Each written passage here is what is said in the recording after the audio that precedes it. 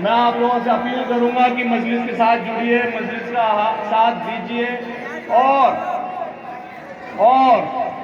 जैसा कि आप सभी लोगों को पता है कि राजस्थान क्या हिंदुस्तान में सबसे ज्यादा होती है, तो ये पतंगबाजी रुकनी नहीं चाहिए। 25 नवंबर को दिखा देना इंशाल्लाह। जयपुर की फिजाओं में, राजस्थान में पतंग ही लहरानी चाहिए। तभी आप लोगों की सियासी ताकत बनेगी और आप लोगों के मसले मसाइल विधानसभा लोकसभा में हर जगह हल होंगे। मैं आप लोगों से इजाजत दूंगा और मैं हमारे कायद बैरिस्टर असदुद्दीन ओवैसी साहब से गुजारिश करूंगा कि वे यहाँ आए और आप लोगों से रूबरू हों। अस्सलाम वालेकुम।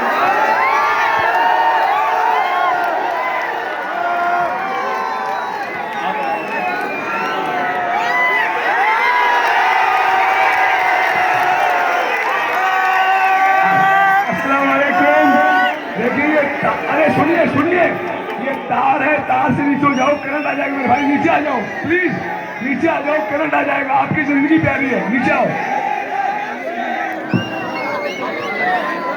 अरे भाई आप नीचे।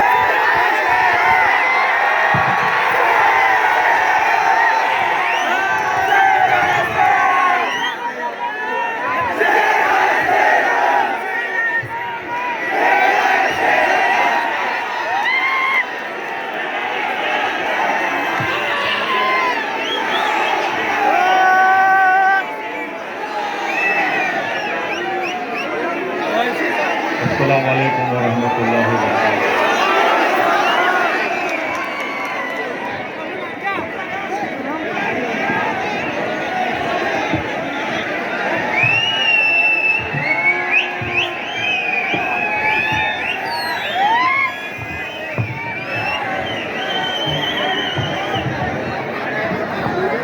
अस्सलाम वालेकुम वरहमतुल्लाहि वबरकातुहू। मोअज़्ज़िज़ हाज़रीन इकराम, बुजुर्गान कौम और मिल्लत, पसे पर्दा बैठकर सुनने वाली मेरी सरदार माँ और बहनों, मोहतरम जमील खान साहब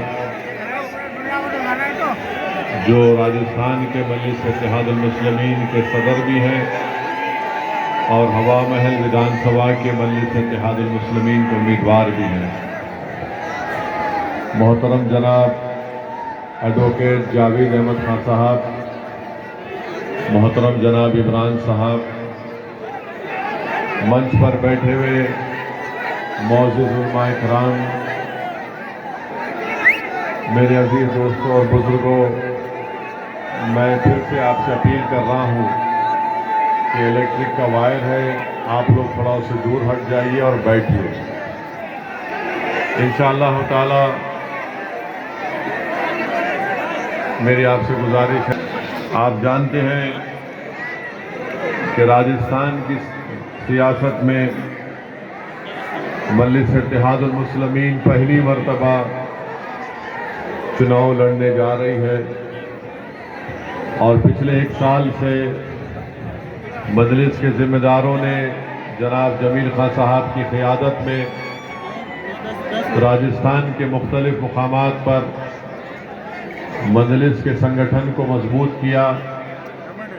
मुख्तलिफ राजस्थान के मुकामात और ज़िले में हमको जाने का मौका मिला।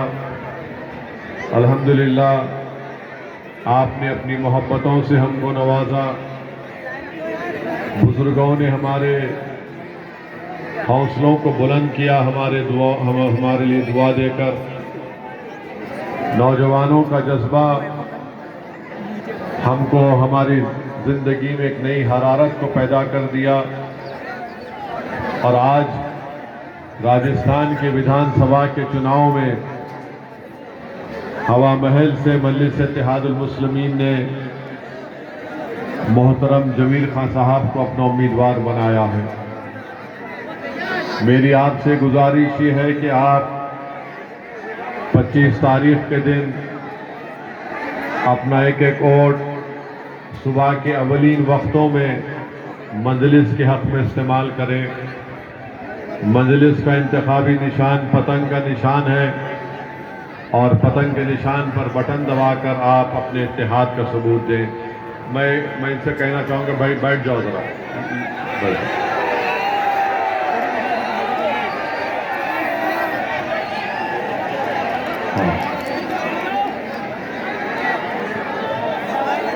मेरे अजीज दोस्तों और बुजुर्गों, भारत की राजनीति में 65 साल से जायद अरसे से मजलिस अपना सियासी सफर तय कर रही है और अल्हम्दुलिल्लाह आप तमाम की दुआओं और हमारे बुजुर्गों की कुर्बानियों की बिना पर मजलिस इत्तेहादुल मुस्लिमीन ने भारत की राजनीति में अपना एक मुनफरिद मुकाम पैदा किया। मजलिस का पैगाम यही है, मजलिस का नस्बुल-ऐन यही है, मजलिस की सोच और फिक्र यही है कि भारत की राजनीति में अगर कमज़ोरों को, अल्पसंख्यक समाज को, दलितों को, आदिवासियों को, गरीबों को अगर वो इंसाफ चाहते हैं तो उनको सियासत में हिस्सा लेना पड़ेगा। अगर वो हिस्सेदारी चाहते हैं तो आपको मुत्तहिद होकर अपने एक वोट का इस्तेमाल करके अपने नुमाइंदों को कामयाब करना पड़ेगा। और भारत की राजनीति की तल्ख हकीकत यही है कि चाहे कोई कमज़ोर हो, मजलूम हो, गरीब हो या अल्पसंख्यक समाज का हो या दलित हो, जब तक आपकी एक सियासी लीडरशिप नहीं होगी, जब तक आप अपने वोटों से अपने नेता को नहीं बनाएंगे, कोई सियासी पार्टी आपसे इंसाफ नहीं करेगी। अगर आप इंसाफ करना चाहते हैं, अगर आप इंसाफ करना चाहते हैं तो आपको खुद सियासत में हिस्सा लेना पड़ेगा। अगर आप सियासत नहीं करेंगे, अगर आप राजनीति नहीं करेंगे तो कोई और आपसे सियासत करके निकल जाएगा। इसीलिए हम आपसे अपील करने आए हैं कि आप सियासत में हिस्सा लीजिए। और सियासत में हिस्सा लेने का मतलब ये नहीं है कि आप 50 साल से किसी को वोट डालते आए हैं और वोट डालते जाएंगे। सियासत में हिस्सा लेने का मतलब यह है कि आप अपने लिए वोट लें। आप वोट डालते आए हैं, क्या आप में इतनी ताकत नहीं है कि आप अपने लिए वोट लें? अगर आप जब अपने लिए वोट लेना शुरू कर देंगे तब आप देखेंगे कि राजस्थान में एक नया इनकलाब बर्पा होगा। मजलिस जब ये कोशिश करती है तो सब मजलिस की मुखालिफत में खड़े हो जाते हैं, चाहे बीजेपी हो, चाहे कांग्रेस हो, चाहे नरेंद्र मोदी हो या राहुल गांधी हो या अमित शाह हो या अशोक गहलोत हो। ये दोनों एक बात पर मुत्तफिक हैं कि राजस्थान में सबका नेता हो सकता है मगर आपका कोई नेता नहीं हो सकता है। वो सबके नेता को बर्दाश्त कर सकते हैं, उनको मान सम्मान देते हैं, मगर जब आपकी नेता की बात आएगी, जब आपको नेता बनाने की बात आएगी, जब आपको सियासी ताकत हासिल करने की बात होगी तो मोदी हो या राहुल गांधी हो, वो बोलेंगे नहीं नहीं, तुम नेता नहीं बन सकते, तुमको सियासी ताकत नहीं मिलना चाहिए, तुम्हारा काम सिर्फ वोट डालना है, तुम्हारा काम सिर्फ हमारे हुक्म पर चलना और उठना और बैठना है। मेरे अजीज दोस्तों और बुजुर्गों, यही वजह है कि आज राजस्थान में आप कमजोर से कमजोर होते जा रहे हैं और इतने कमजोर अल्पसंख्यक समाज राजस्थान में हो चुका है कि 60% बच्चे मुस्लिम समाज के, उनके पास खून नहीं है, एनीमिक है। कौन इसका जिम्मेदार है बताइए आप? 37% से ज्यादा लोग इलिटरेट है, इसका जिम्मेदार कौन है बताइए आप? इसका जिम्मेदारी आप पर भी आयद होती है। मुझे कहने दीजिए, मेरे अल्फाज तल्ख हैं मगर ये सच्चाई है। अगर आप सिर्फ वोट डालने का काम करेंगे और वोट लेने का काम नहीं करेंगे तो कोई आपसे इंसाफ नहीं करेगा। और मेरी इस बात को याद रख लो कि रोने से, चीखा मारने से, जज्बाती नारे लगाने से, जज्बाती तकारीर करने से कोई आपसे इंसाफ नहीं करेगा। इंसाफ उसी वक्त होगा जब आप मुत्तहिद होंगे। आप इत्तेहाद की ताकत और कुव्वत पर जमील खान को अपना एमएलए बनाकर राजस्थान की विधानसभा में अगर बनाने का आप काम करेंगे तो आप देखेंगे कि तब्दीली पैदा होगी। अभी जमील ने आपके सामने कहा कि आपके इस इलाके में यहां पर जो आपके विधायक हैं जोशी साहब, वो पीएचडी क्या है, वो पीडब्ल्यूडी के मिनिस्टर भी हैं, जल मंत्री उनके मंत्रालय उनके पास है। और उन्हीं के विधानसभा में जहां पर आपने उनको वोट डालकर कामयाब किया, आपको पीने का पानी नहीं मिलता है बराबर। आपको पीने का पानी नहीं मिलता बराबर। तो हम जोशी साहब से पूछना चाहते हैं कि आप जब अपने विधानसभा में पानी नहीं पिला रहे तो अल्लाह जानता है राजस्थान में किसी घर में आप पानी नहीं पिला रहे हैं। फिर आप जानते हैं कि यहां पर गरीबों का प्लॉट्स नहीं दिया जाता है। कांग्रेस सत्ता में है, जिसको आपने वोट देकर अपना विधायक बनाया वो गरीबों को प्लॉट नहीं देते। नाला खुला नाला है यहां पर, नाले का काम नहीं होता। अस्पताल, जनाने अस्पताल की जरूरत है, उसको पूरा नहीं किया जाता। तो ये मसाइल का हल उस वक्त होगा जब आप यहां से जमील खान को कामयाब करेंगे। ये भाई एक और कम करो।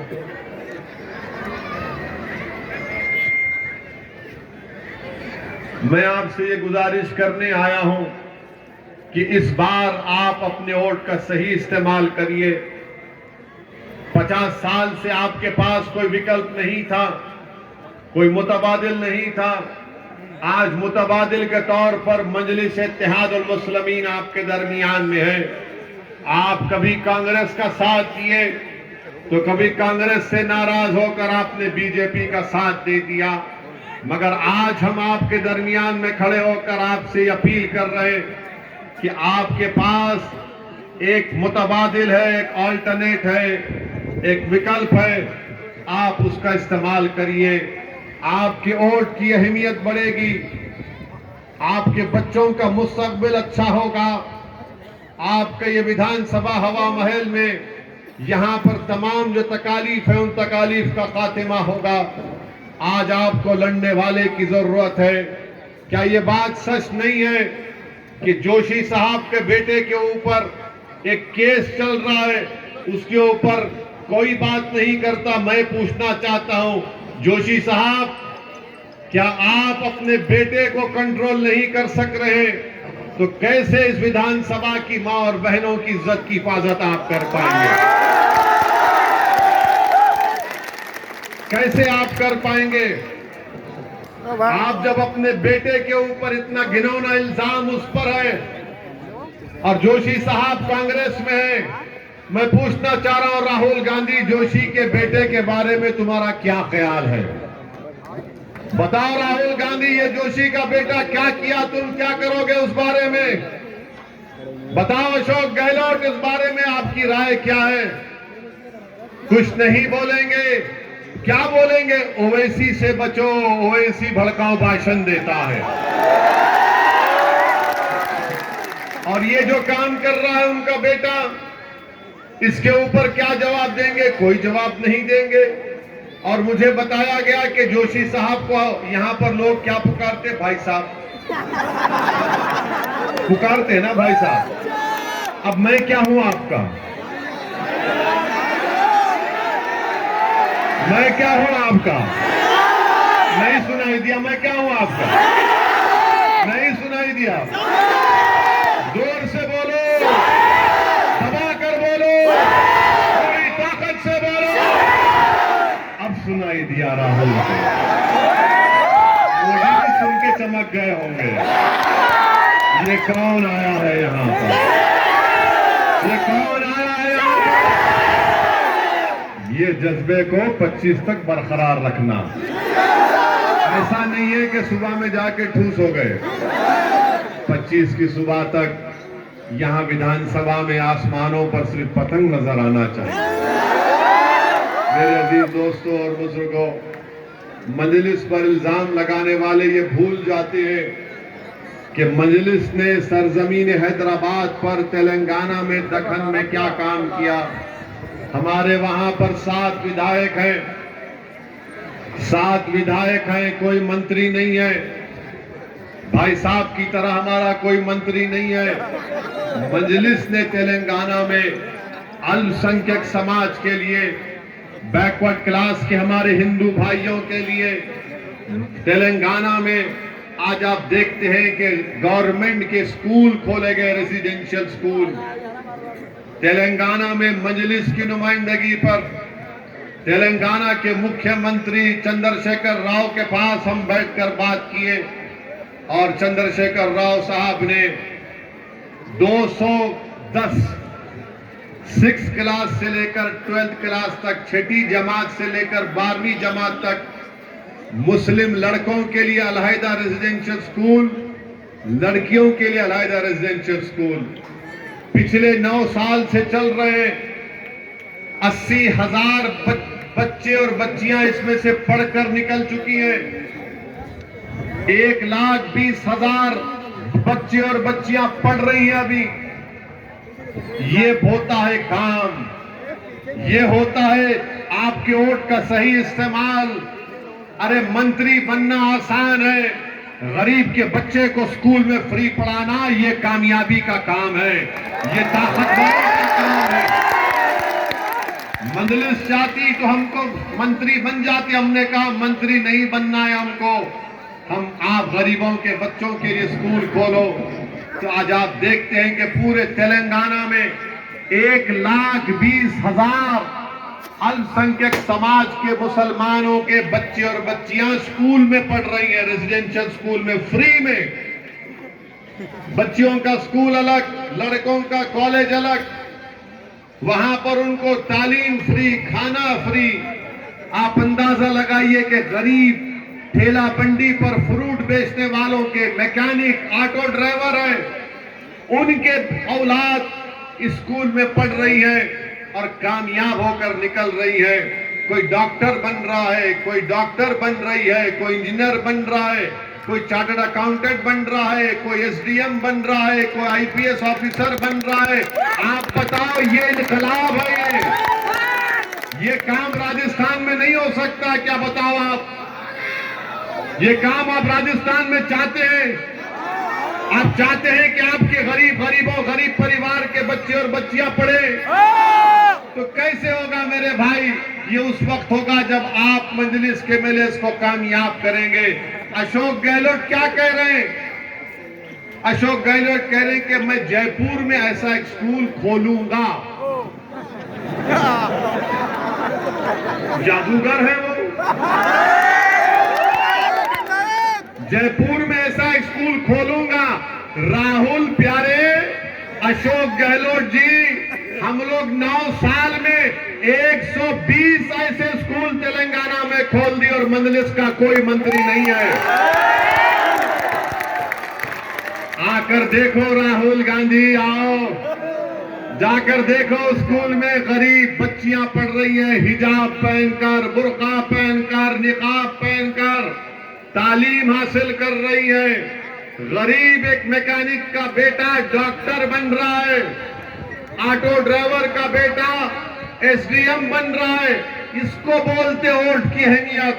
मगर राजस्थान में क्या हो रहा है कि सिर्फ वोट डालो, वोट डालते रहो, हमको डालो, हमारे दादा को डाले, उसके बेटे को डालो, उसके बेटे को डालो, डालते रहो।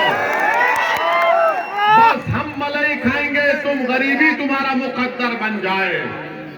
सत्ता हमको मिलेगी, हमारे घरों में चिराग जलेंगे, लाइट जलेगी, मगर वोट डालने वालों के घरों में चिराग जलाने के लिए तेल के पैसे नहीं होंगे। तुम ताकतवर होगे और गरीब का बच्चा स्कूल को नहीं जाएगा। तुम मंत्री बन जाओगे मगर गरीब की बेटी डॉक्टर नहीं बनेगी। बताओ, ये नाइंसाफी नहीं है तो क्या है मेरे भाई? मजलिस जब ये बात करती है तो इनको तकलीफ हो जाती है। मैं आपसे क्या कह रहा हूं, मुझे बदनाम किया जाता है कि असदुद्दीन ओवैसी किसी एक समुदाय के खिलाफ है। अरे मैं किसी समुदाय या किसी मजहब के मानने वालों का खिलाफ था ना कभी रहूंगा इंशाअल्लाह।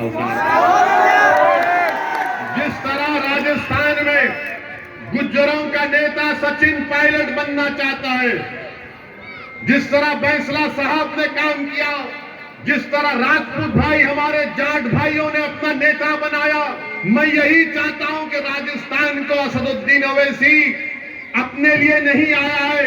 मैं चाहता हूं कि इस भट्टा बस्ती से कोई ऐसा नेता उठे जो पूरे राजस्थान की जनता को, गरीबों के लिए एक नेता बन जाए। इसीलिए इनको तकलीफ होती है। ये क्यों आ रहा है राजस्थान को? इनके पेट में दर्द शुरू हो जाता है कि ओवैसी यहां पर क्यों आ रहा है। अरे ओवैसी यहां पर अपने लिए नहीं आ रहा है, ओवैसी राजस्थान को आया है। और इंशाअल्लाह ताला जब तक अल्लाह मुझे जिंदा रखेगा मैं राजस्थान को आता रहूंगा। मेरी जिंदगी का मकसद एक ही है, मेरी जिंदगी का मकसद एक ही है कि तुम्हारा नेता हो, तुम्हारा नेता हो।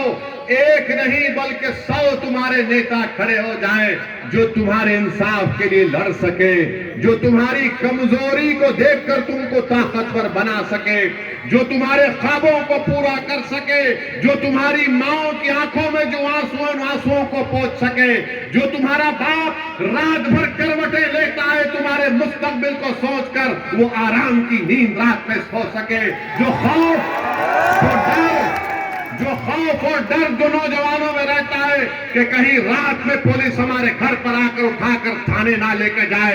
मैं नौजवानों को कहना चाह रहा हूं कि तुमको डरने की जरूरत नहीं होगी अगर तुम अपना नेता बनाओगे। ये नेता आपको बनाना पड़ेगा, कोई आसमान से आने वाला नहीं, कोई जमीन से निकल कर आने वाला नहीं। तुमको नेता बनना पड़ेगा, तुमको लीडर बनना पड़ेगा, तुमको एमएलए बनना पड़ेगा, तुमको अपना नेता बनकर गरीबों की आवाज बनना पड़ेगा। ये काम मजलिस राजस्थान में करने आई है। क्या आप हमारा साथ देंगे? क्या आप हमारा साथ देंगे? क्या 25 तारीख को मजलिस का साथ देंगे? डरेंगे तो नहीं ना, नहीं डरेंगे ना, तो फिर इंशाअल्लाह ताला अल्लाह जरूर यहां पर एक इनकलाब को बर्पा करेगा। ये मजलिस का काम है, ये मजलिस की कोशिश है। इसीलिए हमसे दुश्मनी की जाती है, इसीलिए हम पर इल्जाम लगाया जाता है कि ओवैसी जाता है तो वोट को तोड़ देता है। अरे सुनो राहुल प्यारे, तोड़ने का काम नहीं करता, जोड़ने का काम करता हूं। तुम्हारी पार्टी तोड़ती आई है, तुमको 50 साल तुमने भारत पर राजनीति की, बताओ तुमने क्या दिया गरीबों को? बताओ तुमने मजलूमों को क्या दिया?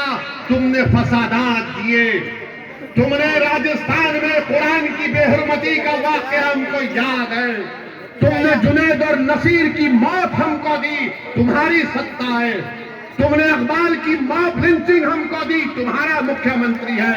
बताओ इस पर कौन बात करेगा? फिर मेरे अजीज दोस्तों और बुजुर्गों, मजलिस पर इल्जाम और असदुद्दीन ओवैसी का कहीं पर नाम आ गया तो राहुल हैदराबाद को आए थे, आकर बोले कि ओवैसी आसाम में भी इलेक्शन लड़ता है।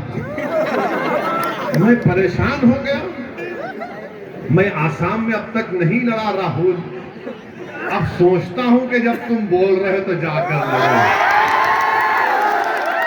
मैं आसाम को नहीं गया कभी।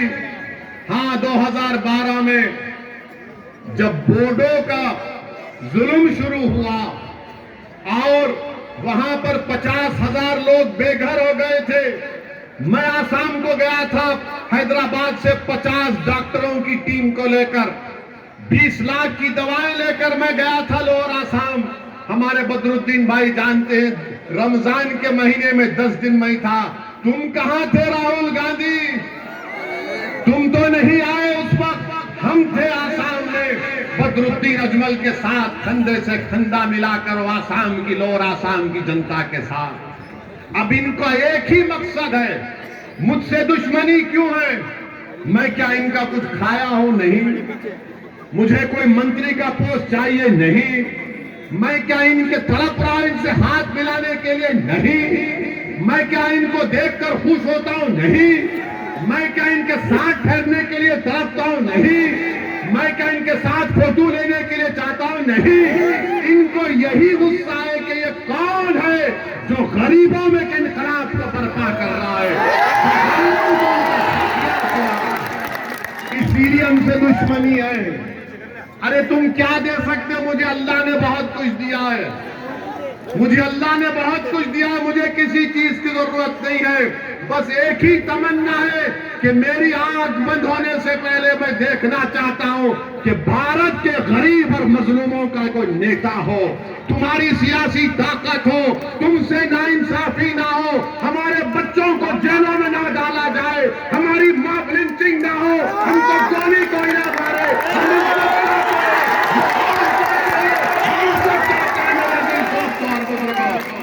ये बात इनको पसंद नहीं आती, ये बात इनको पसंद नहीं आती।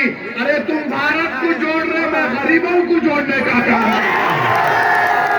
तुम भारत जोड़ो बोल रहे, मैं मजलूमों को जोड़ना चाहता हूं। तुम्हारे जोड़ने में और मेरे जोड़ने में फर्क है। तुम जब जोड़ने की बात करते तो तुम ताकतवर को जोड़ना चाहते, मैं गरीबों को ताकतवर बनाना चाहता। मेरे अजीज दोस्तों और बुजुर्गों, जब से बीजेपी की सरकार बनी है, केंद्र में जब से बीजेपी की सरकार बनी है 2014 से, यकीनन भारत में नफरत में इजाफा हुआ है। जब से मोदी प्राइम मिनिस्टर बने हैं, भारत में नफरत में इजाफा हुआ है, भारत में शक में इजाफा हुआ है, मॉब लिंचिंग में इजाफा हुआ है, मॉब लिंचिंग में इजाफा हुआ है। कभी किसी को गोश्त के नाम पर मार दिया जाता है, कभी किसी को, नसीर जुनैद को किडनैप करके हरियाणा ले जाकर जिंदा जला दिया जाता है। बताओ, यहां पर कांग्रेस की हुकूमत है, अशोक गहलोत है, आपने क्या किया उनके लिए? आपने क्या किया उनके लिए? बताओ। क्या अशोक गहलोत कब गए नसीर और जुनैद के परिवार से मिलने के लिए? 1 महीने के बाद गए। मेरे भाई, हमारे इमरान यहां पर खड़े हैं, ये कामा के हमारे मजलिस के प्रत्याशी है, उम्मीदवार है। इनके साथ हम गए थे नसीर और जुनैद के घर को, जमील खान के साथ। मुख्यमंत्री 1 महीने के बाद गए। क्यों गए 1 महीने के बाद? क्योंकि मुख्यमंत्री गहलोत को मालूम आप कहां जाएंगे उनको छोड़कर। उनको मालूम, अरे ये कहीं नहीं जाएंगे, अपने हैं ये, इन पर जिंदा जला दो, इनको इकबाल की तरह मार दो, ये कहीं नहीं जाएंगे, अपने पास ही आएंगे। अशोक गहलोत, अब ये तुम्हारे पास नहीं जाएंगे इंशाअल्लाह ताला। अब एक दीवाना इनके दरमियान में खड़ा हो चुका है। अब ये दीवाने, इस दीवाने की दीवानगी को देखकर अपना फैसला करेंगे इंशाअल्लाह ताला। आप बताइए, जुनैद और नसीर को मार दिया गया, उनको सिर्फ 5 लाख रुपए दिए गए। वहां पर मोहतरमा एमएलए है, मंत्री है, उनको पैसे भी नहीं दिलाती है। मैं गया था नसीर के घर को, वहां पर मालूम हुआ कि वो अपने भाई जो नीम पागल है उसके औलाद को भी पालता है। आप बताओ फिर कांग्रेस क्या कर रही है? जयपुर की ट्रेन जो गई मुंबई के करीब थी, 3 लोगों को गोली मार दी गई। रेल का कांस्टेबल वर्दी में है मगर आतंकवादी बन चुका था। नाम पूछकर गोली मार दी 3 लोगों को। सैफुद्दीन एक मरने वाले का नाम था जो बिहार से राजस्थान में आकर रहता था। हैदराबाद का एक लड़का भी उसमें शहीद हो गया। अकबरुद्दीन ओवैसी ने विधानसभा में खड़े होकर मुख्यमंत्री से कहा कि हैदराबाद का बच्चा शहीद हुआ है, आपकी सरकार उस मरने वाले के लिए एक्स ग्रेशिया दे, पैसों का ऐलान करे। मुख्यमंत्री की सरकार ने तेलंगाना की विधानसभा में खड़े होकर ऐलान कर दिया कि हम मरने वाले के परिवार के बच्चों के नाम पे अकाउंट में पैसे जमा कराएंगे, बेवा के लिए नौकरी देंगे, नौकरी का कागज हमने दिला दिया। हमने कहा उस बेवा को गवर्नमेंट की हाउसिंग स्कीम में घर मिलना चाहिए, घर के कागजात हमने दिला दिए। अब मैं पूछना चाहता हूं अशोक गहलोत से और राहुल गांधी से, जो काम, भाई बैठ जाओ ना, बैठ जाओ, इतना लंबा छोड़ा दिए तुम क्यों पूछ रहे हो? बैठो बैठो। हाँ, ओके, हैप्पी, गुड। हम उनसे पूछना चाहते हैं कि जो बच्चा मर गया सैफुद्दीन असगर जिसका नाम था, अशोक गहलोत उसको क्या दिए बताओ आप? अशोक गहलोत एक पैसा नहीं दिया उसको। क्यों नहीं दिए? क्योंकि कोई पूछने वाला नहीं है। हैदराबाद का बच्चा ट्रेन में मरा तो हमारी सरकार को हम बोलकर सब करवा दिए। क्यों करवाए? क्योंकि वहां पर आपके लिए लड़ने वाले हैं, और यहां पर जितने आपके विधायक हैं नवरत्न है, एकदम 9 के 9 रत्न है। बादशाह अकबर के जमाने में 40 रत्न थे, अशोक गहलोत के पास 9 के 9 रत्न है, अनमोल रत्न। ना इनका मुंह खुलता, ना इनमें कान में तकलीफ जाती, ना इनमें हिम्मत है बोलने की। तो ऐसे 9 रत्न को जिताकर क्या फायदा मेरे भाई? एक मर्द को कामयाब करो जो लड़ने वाला होगा, जिसका नाम जमींदार होगा। एक लड़ने वाले को पैदा करो। हमको सत्ता से कभी मतलब नहीं था, ना रहेगा। हमको इंसाफ से मतलब है, हमको हिस्सेदारी से मतलब है, हमको इज्जत से मतलब है, हमको हमारे जान और माल, हमारे बच्चों को तालीम के मकसद है, हमारे इलाकों में रोड लाइट सबका इंतजाम हो। इसका काम कब होगा? ये उसी वक्त होगा जब आप मुत्तहिदा तौर पर अपने वोट का इस्तेमाल करेंगे। मैं जिम्मेदारी के साथ आप शेयर कर रहा हूं, 5 साल पहले विधानसभा के चुनाव में अशोक गहलोत को, कांग्रेस को करीब 39% वोट मिला था, जिसमें से 11% अल्पसंख्यक समाज का वोट था। आपने दिया था ना वोट? 5 साल पहले दिया था ना, आपने दिया था ना? 39% में 11% अल्पसंख्यक समाज का वोट था। आपको क्या मिला बताओ मुझे? क्या मिला आपको? कुछ नहीं मिला।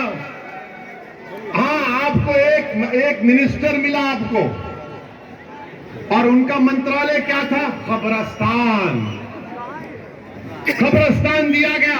तेलंगाना में भी एक मिनिस्टर है, तेलंगाना में भी एक अल्पसंख्यक समाज मुसलमान मिनिस्टर है। क्या मंत्रालय उनके पास? होम मिनिस्टर है। वो होम मिनिस्टर या कब्रिस्तान का मिनिस्टर? फर्क महसूस करो आप। और फर्क ये बता रहा है कि आपके पास जब सियासी ताकत होती है तो हुकूमत को बनाना पड़ता है। अशोक गहलोत का मालूम, आप कहीं नहीं जाने वाले हैं। आप फिर आके उनके गोद में आके बैठेंगे, उन्हीं को वोट देंगे, चाहे कुछ भी कर लो। मगर मेरे भाई, ये तब्दीली पैदा करना पड़ेगा आपको। और फिर आप देखते हैं कितना बजट अल्पसंख्यक मिनिस्ट्री का है। 1 साल पहले 99 करोड़ था। मैंने आकर आईना दिखाया अशोक गहलोत को, तो उनको जरा शर्म आ गई, तो उन्होंने ऐलान किया कि इस साल 250 करोड़ कर दिए। तेलंगाना में कितना है? 2200 करोड़ है। 2200 करोड़ है। मंजलिस के 7 एमएलए है, कोई मंत्री नहीं है। 2200 करोड़ में से 16, 17, 1800 करोड़ रिलीज हो जाती है। ये ताकत है। राजस्थान में 6 राज्यसभा के एमपी है। अशोक गहलोत, राहुल गांधी ने किसी एक अल्पसंख्यक समाज के आदमी को नहीं दिया, केरल के आदमी को दिया, महाराष्ट्र के आदमी को दिया, हरियाणा के आदमी को दिया। क्यों नहीं देते आपको? इसलिए नहीं देते हैं राहुल गांधी, अशोक गहलोत कि जयपुर से दिल्ली तक राजस्थान में कोई आपका नेता ना बन जाए, इसीलिए नहीं देते आपको। और मंजलिस ये चाहती है कि एक ऐसे आदमी को आपके सामने खड़ा किया जाए जिसके चेहरे को देखकर आप कहेंगे कि हाँ, ये जो मैं चेहरा इसका देख रहा हूं, ये मेरी तकलीफ को समझेगा, ये मेरी लड़ाई लड़ेगा और वो काम मंजलिस करके दिखाएगी आपके साथ इंशाअल्लाह। तो मेरे अजीज दोस्तों और बुजुर्गों, आपसे दबन गुजारिश ये है कि 25 तारीख के दिन पतंग के निशान पर मंजलिस को वोट दीजिए। यकीनन बीजेपी को सत्ता में आने मत दीजिए राजस्थान में इंशाअल्लाह ताला। यकीनन बीजेपी को रोकना है हमको, मगर याद रखो, कहीं रोकने में अपने घर को अंधेरे में मत डाल दो। मेरे भाई, तुमने जिसके लिए वोट दिया वो तो मोटे हो गए, मलाई खा गए, मगर हम कमजोर के कमजोर होकर रह गए। यकीनन राजस्थान में बीजेपी की सरकार नहीं बननी चाहिए, नहीं बनेगी इंशाअल्लाह ताला। हम भी कोशिश करेंगे पूरा, मगर कांग्रेस के नेताओं को बताना पड़ेगा राहुल गांधी को कि 2018 में तो गहलोत मुख्यमंत्री बन गए और 4 महीने के बाद जब पार्लियामेंट के चुनाव हुए, मजलिस नहीं थी, जब एक भी सीट पर कांग्रेस का एमपी नहीं जीता। अब कह रहे कांग्रेस वाले ओवैसी तोड़ने आया है। अरे जब तो मैं नहीं था ना, जब तो दूल्हे भाई नहीं आए थे आपके घर में, जब कैसा जीत गया मोदी, कैसा जीता, बात में दम है ना, बात में बात है ना। अब राहुल गांधी नहीं बोलेंगे, बोलेंगे आसाम गए थे, पूरे के पूरे हार गए। अशोक गहलोत के बेटे भी हार गए, मेरा साया भी नहीं पड़ा था, मैं आया भी नहीं था, ना ख्वाब में भी देखा था, मगर पूरे के पूरे मोदी को वोट डाल दिया। बताओ राहुल जी, ये कैसे हुआ? आप मध्य प्रदेश जीते, मध्य प्रदेश में पूरे हार गए सिवाय एक सीट छोड़कर। छत्तीसगढ़ जीते, 2 सीट छोड़कर पूरे बीजेपी जीत गई। कैसे जीती? कौन जिम्मेदार है? आप जिम्मेदार है? नहीं, आप जिम्मेदार ना, मैं जिम्मेदार हूं। इसीलिए मैं कह रहा हूं कि होश के नाखून लो, पहले अपने घरों को आबाद करो, अपने घर को आबाद करो, अपने घर में रोशनी लाओ, अपने आप को ताकतवर बनाओ। मगर हमारा काम क्या है? हम अपने घर को अंधेरे में छोड़ेंगे? नहीं, मेरे को कबूतर जाके रोशनी करना, वहां भागना। मेरे भाई समझो मेरी बात को, ये जिम्मेदारी का काम सबको उठाना है। 50 साल से हम इनका साथ देते आए। अगर आज देश में बीजेपी की सरकार है तो इसका जिम्मेदार राहुल गांधी है। अगर आज मोदी 2 बार प्राइम मिनिस्टर बन गए तो इसका जिम्मेदार राहुल गांधी, अशोक गहलोत है। मैं ओवैसी जिम्मेदार नहीं है। अगर कोई ओवैसी का नाम लेता है तो बताओ, वक्त और तारीख तय कर दो, मैं तुम्हारे सामने बैठकर बहस करने को तैयार हूं। हाँ, हमको ये बताओ, राहुल गांधी अमेठी कैसा हारे? मैं नहीं था वहां पर, कैसा हारे वो बताओ? मालूम हुआ कि वहां की जनता ने तय किया हम मोदी को वोट देंगे, तो राहुल के